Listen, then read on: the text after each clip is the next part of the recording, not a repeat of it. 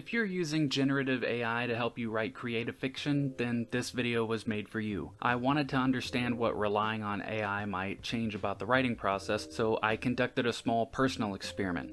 This video is about what I experienced, what I learned from it, and what I think those findings could mean for writers who want to become less dependent on AI. But before I continue, I have to be clear about what this video is not. I will not spend this video explaining every single reason someone might oppose generative AI, nor am I here to shame anyone for using it. But I also won't argue that it's harmless. Generative AI raises some serious ethical and legal questions, including disputes over use of copyrighted material and model training, and those questions do matter, but they're beyond the scope of this video. I'm focusing instead on what happened when I allowed AI to participate in my own creative decision-making and the concerns it raised as a result. I'm doing this because I know people who wanted to try creative writing, had no idea where to begin, and turned to AI for help. The common response is, "Why didn't you just do it yourself?"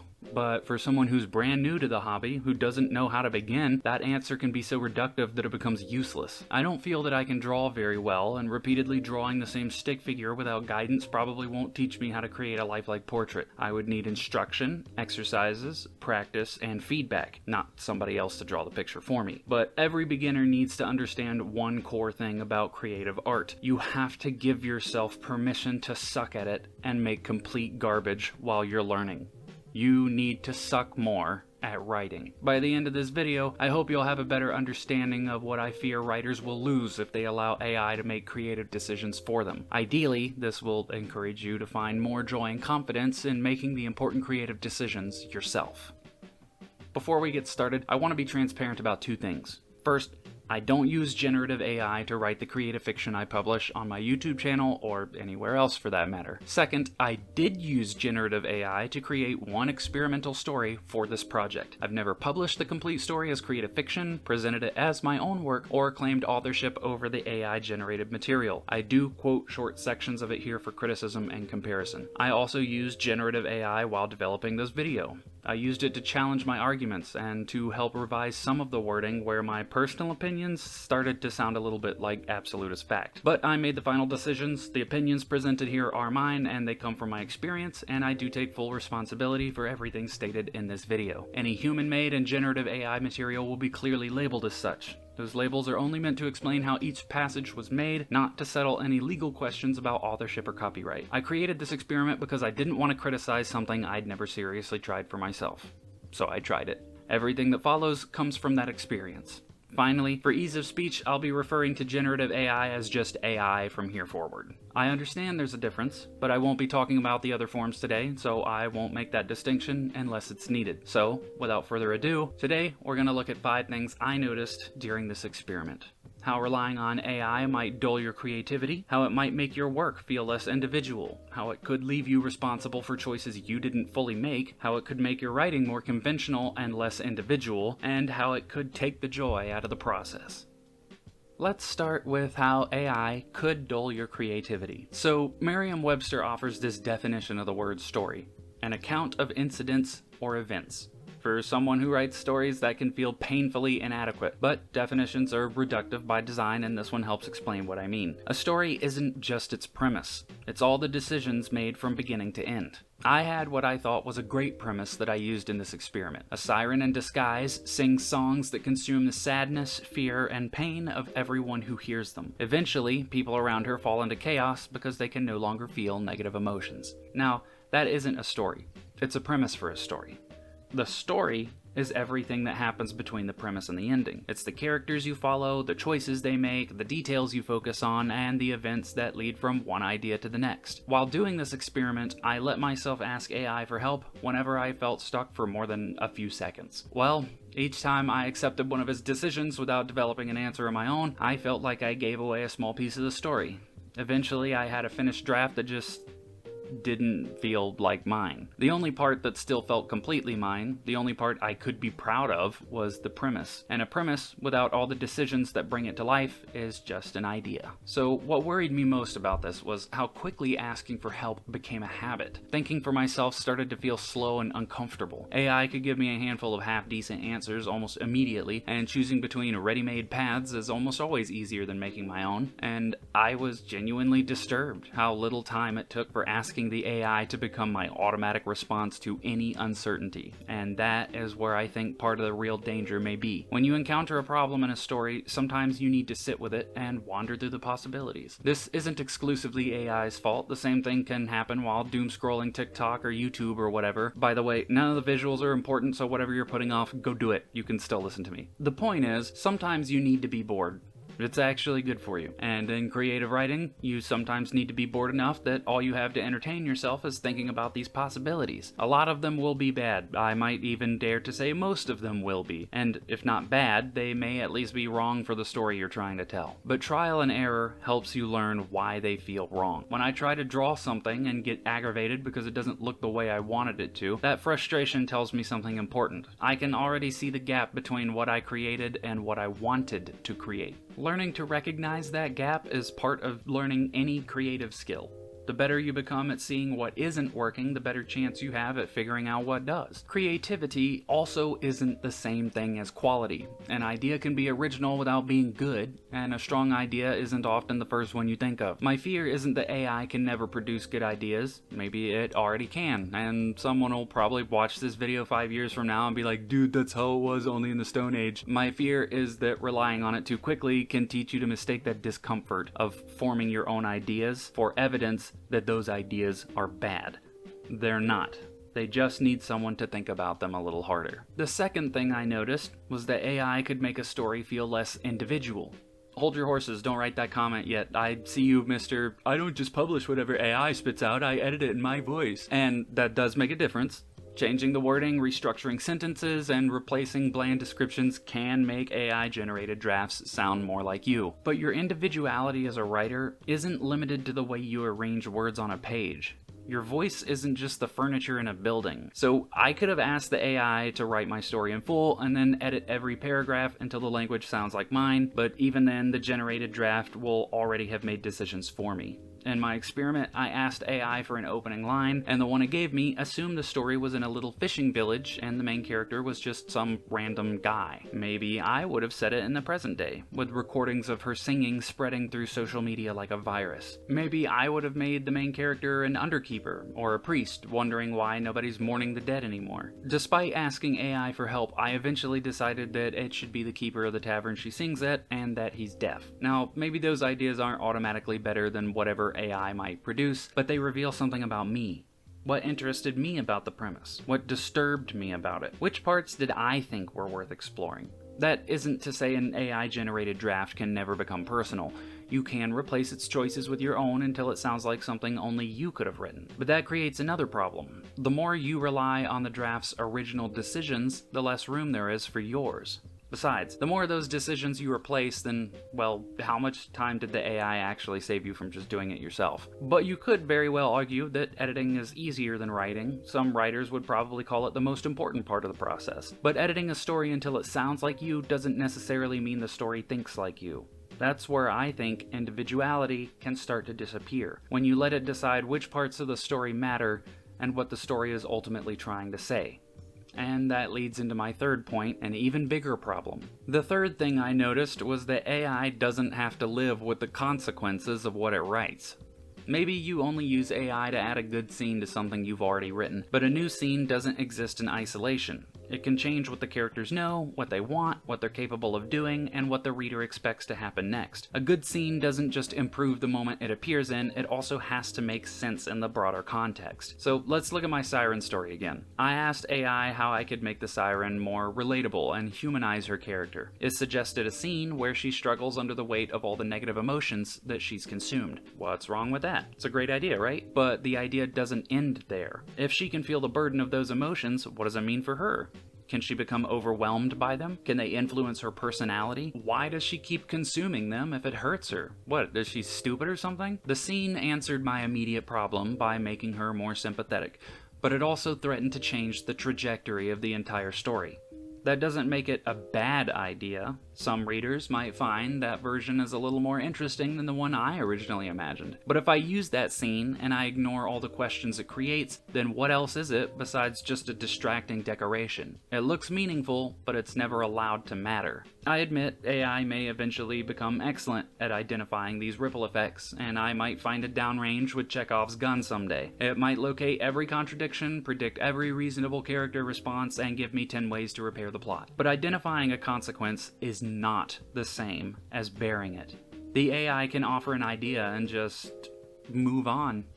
And the bigger problem there is that your story's consequences don't end inside the fiction. When I couldn't find a satisfying ending, I asked AI to give me one. It produced an ending where the siren was killed by the few townspeople who weren't affected by her songs. That ending doesn't automatically endorse violence, xenophobia, or sexism, but it certainly creates questions I'd need to think seriously about, especially if I put my name on it. Does that ending feel like it's presenting violence as the final answer to social collapse? Does the story itself become a warning that outsiders should be treated with suspicion before they destroy your community? Does it repeat an old fear that a powerful woman is dangerous because men can't control themselves and therefore she must be destroyed? Those are not the messages I intended, and they may not be the interpretations most readers take from it. But once the ending exists, so do those possibilities. Now, obviously, when you publish something under your name, you're not just declaring, "I personally endorse everything depicted in this novel," but your identity does become attached to the choices the story makes, and the ideas that it explores, and the implications your readers may reasonably find within it. That could be a huge problem for you, because AI can't feel embarrassed by an offensive implication. If certain questions about your story arise, you're the one who has to answer them, not the AI. That can become uncomfortable even when the story succeeds. If someone praises your AI-generated story, what percentage of that praise belongs to you? You may have selected the output, edited it, and chosen to publish it, and those choices can involve real judgment, but selection still isn't the same creative act as invention. And more worrisome, what about the opposite? If someone criticizes the implications of something you didn't write, how do you defend it? You could be like, "Whoa, buddy, I didn't write that part, AI did it." But that defense crumbles when you put your name on the finished story and tell everyone you made it. I mean, you're allowed to disagree with a reader's interpretation. You don't have to accept every accusation that someone makes about your writing, but blaming the AI doesn't erase your responsibility for choosing to include what it produced, or, in the more embarrassing cases, failing to review the AI's output before telling everyone it was your idea and you made it. Prompting requires choices, and editing can substantially transform AI-generated material. But I think there's a point where editing a story you didn't write and then saying you did starts to feel less like writing a story and more like accepting responsibility for one. AI has absolutely nothing at stake. It doesn't have to rebuild the story around its suggestions, defend their implications, or live with the identity the finished work creates. If you put your name on it, you do. The fourth thing I noticed was that AI can make originality defend itself. So, AI is often very good at explaining how writing is usually supposed to work. Avoid repetition, use complete sentences, cut anything that slows the pacing, explain confusing details, etc., etc., etc. Those are useful guidelines, and most of the time they exist for good reasons. But fiction isn't a machine that always improves when you make it more efficient. Sometimes the mess is doing something important. So let's look at a passage I wrote for the siren story. The tavern owner is deaf, so he can't be affected by the woman's singing, but he has begun to notice what it's doing to his patrons.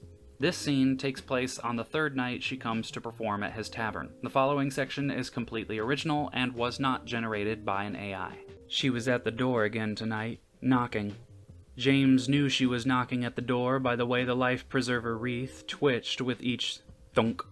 He knew it was her by the way his patrons all turned to stare. He knew it was her by the way a grotesque hunger flashed in the eyes of the men. He knew it was her by his son's uneven steps as he shuffled to the door and slid the bolt shut. He knew it was her by the way Graff slid a knife from his boot. He knew. And he would know it was her when the men stepped over his son's corpse to unbolt the door. Spooky, right? Well, I asked the AI to help me sharpen the passage. The following section is the output I received and was generated by an AI. She was at the door again that night. With each knock, the wreath twitched against the wood. James watched his patrons turn toward the sound. Hunger pulsed in the eyes of the men. His son crossed the room and slid the bolt into place. In response, Graff drew a knife from his boot. James knew who was outside, and he knew what would happen next. The men would step over his son's corpse and open the door. Now, art is subjective, so some viewers will probably prefer the AI's version of my passage. The AI told me that repeating "he knew it was her" so many times was unnecessary, and it wasn't exactly wrong. Cutting those words did make the passage shorter and cleaner, but the repetition was the point. Each time the phrase returns, James notices another sign of what the people around him are about to do. Removing that repetition, at least to me, strips away the mounting dread that I was trying to make the reader feel. The new version felt neutered, and I didn't use it. But my fear is that someone new to writing won't know any better. They'll learn to trust the AI over their own judgment. The same problem can apply to sentence fragments, or awkward dialogue, or ambiguity, abrupt shifts in rhythm, comma splices, and so on. An overexcited character speaking in tidy, complete sentences may be easier to read, but a paragraph-long sentence full of deliberate run-ons and comma splices might trigger enough mental fatigue in the reader to make them feel some of the character's breathless momentum, or the listening character's exhaustion. The syntax itself can carry the emotion, instead of leaving all that work to a boring, uninspired dialogue tag like, "he said breathlessly." Okay, so I'm not going to claim that AI can't recognize artistic intention. It can, especially when you explain it clearly and tell it to keep an eye out for that. The problem I ran into was that I had to argue for my originality. I had to justify my breakage of the rules, and I was prepared to make the argument, but a beginner might not be. A sentence that follows familiar rules usually passes without attracting attention. A sentence that breaks them has to prove the choice was deliberate and effective. That may sound reasonable on the surface, but creative decisions aren't always consciously reasoned at first.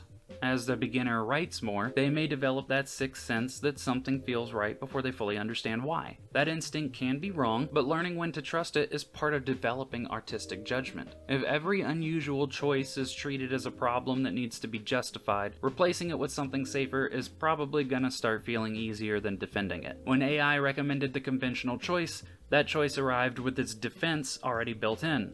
It was cleaner, clearer, and shorter. My original passage had to argue for its existence. Across the story, there were many places where I had to explain why the repetition mattered, why the sentence should run long, or why the ambiguity should remain. That's what I mean when I say AI can make originality defend itself. Convention is treated as the default, and originality is treated as a risk. For the beginner, reinforcing that idea every step of the way is absolute poison for your ability to grow in your writing. The last thing I noticed was that AI just really felt like it was sucking the joy out of writing.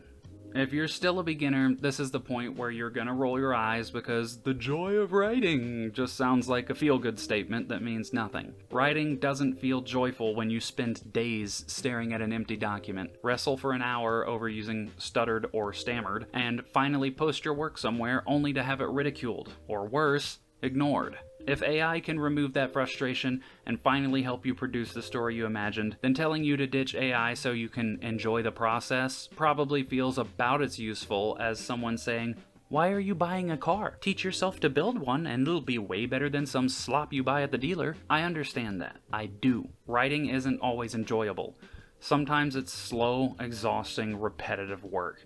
You may hate writing certain scenes. You might revise a sentence until every word looks wrong, and you might spend days unable to figure out what happens next. You may even write something you absolutely fall in love with, pure gold dust that you're so excited to share with everyone you know, only to realize the rest of the story doesn't work anymore unless you cut it. That frustration, it isn't secretly rewarding.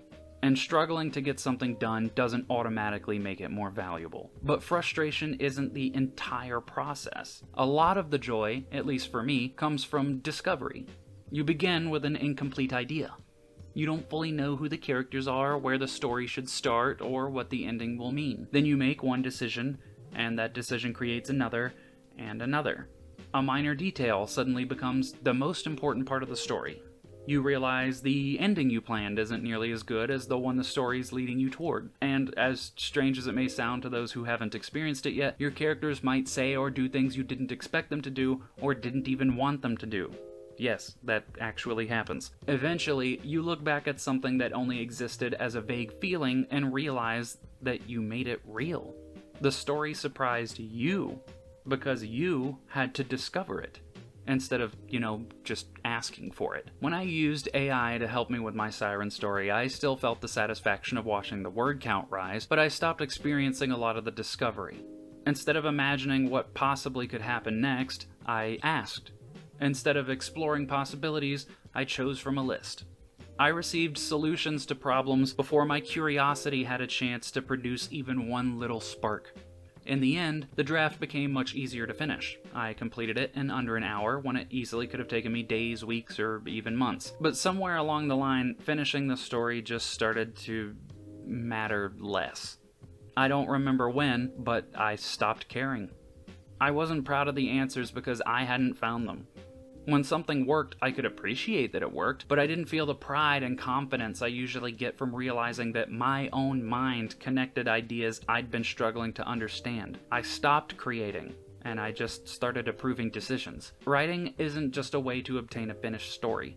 If the final product were all that mattered, then the fastest and easiest method would always be the best one. But many people begin writing because something about creating the story matters to them. They have a cool scene in their head they want to see come to life, or they want to explore an idea, or confront a fear, or understand a character, or maybe there's something that they've been carrying alone for a long time and they just need someone else to know what it's like. The finished story matters because of what the writer discovered about themselves and the world around them while they were bringing it into existence. If writing feels miserable to you right now, I'm not asking you to enjoy being frustrated. I'm asking you to give yourself time to improve. And, more importantly, permission to suck at it until you do. The gap between the story in your head and the story you can put on the page can feel enormous when you're starting out. And sure, AI can help you avoid some of that difficulty, but I think you deserve the experience of looking back at something you struggled to create and realizing that you can do something you thought was impossible. And that's about it. AI may help you finish a story faster, but speed isn't the same thing as growth. Every time you form an idea, make a difficult choice, follow that choice to its consequences, defend something unconventional, or discover an answer you didn't know you had in you, you're practicing the skills that can make you a better writer. Those moments are where your creativity, your individuality, your judgment, and much of the joy of writing can come from. When you hand too many of those moments to AI, you may still end up with a finished story, but you lose what would have made you more capable of writing it yourself. And I'm not asking you to abandon AI overnight. If you've relied on it to get this far, you might need AI rehab instead of going cold turkey. Although, I will say if you can ditch it right now, please do. Just understand that if you do, you will have a long road ahead of you to become the writer you wish you were. But the best part about that road is that a lot of other people have already gone down it, and they left behind maps. The second best part is that you don't have to do it alone. In fact, I think you lose something important when you try to. So ask other writers for feedback. Read books about the craft. Take courses, complete exercises, study the stories you love, and give yourself permission to suck at it. The goal isn't to improve as much as possible in as little time as possible. It's to need a little less help each time, until one day you look at something you created and realize that every important decision in it was yours. AI produces its answers by drawing on patterns it learned from other people's writing. So become the AI. Read lots and lots of books. The more you read, the more you'll recognize what kinds of prose and stories bore you, what excites you, and what you think great writing actually looks like. You'll start to develop techniques, structures, rhythms, and ideas so that you have more possibilities to draw from when you sit down to write. And very few things build confidence quite like reading a book that actually got published and thinking that was total trash, I could do better than that. Because if you really believe it, then you can. You just have to suck more at writing first.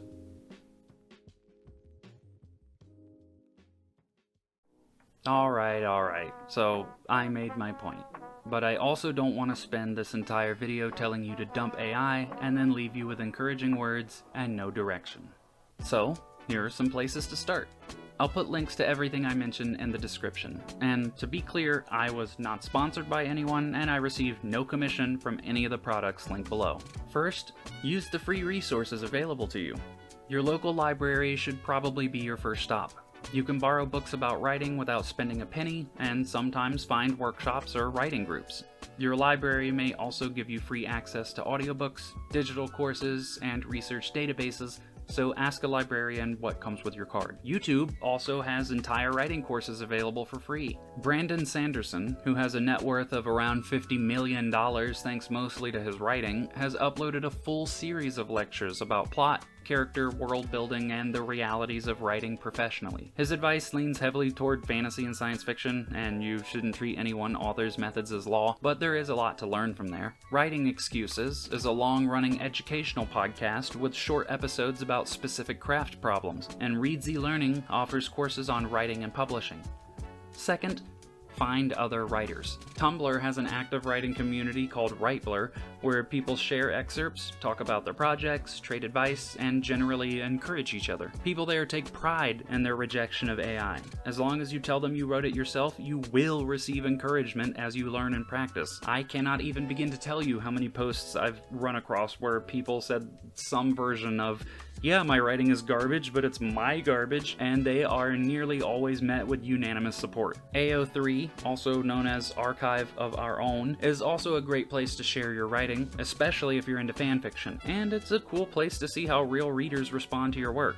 Although, fair warning, comments there aren't necessarily the same thing as detailed critique, just keep that in mind. TikTok also has communities like Writer Talk and Author Talk, where writers share quick craft tips, talk about the processes, and encourage each other. Book Talk is more focused on readers and recommendations, but that can still help you discover books and see what kinds of stories people are responding to. Just be careful with bite-sized writing advice. A useful suggestion can turn into absolute rule when somebody only has like 30 seconds to explain it.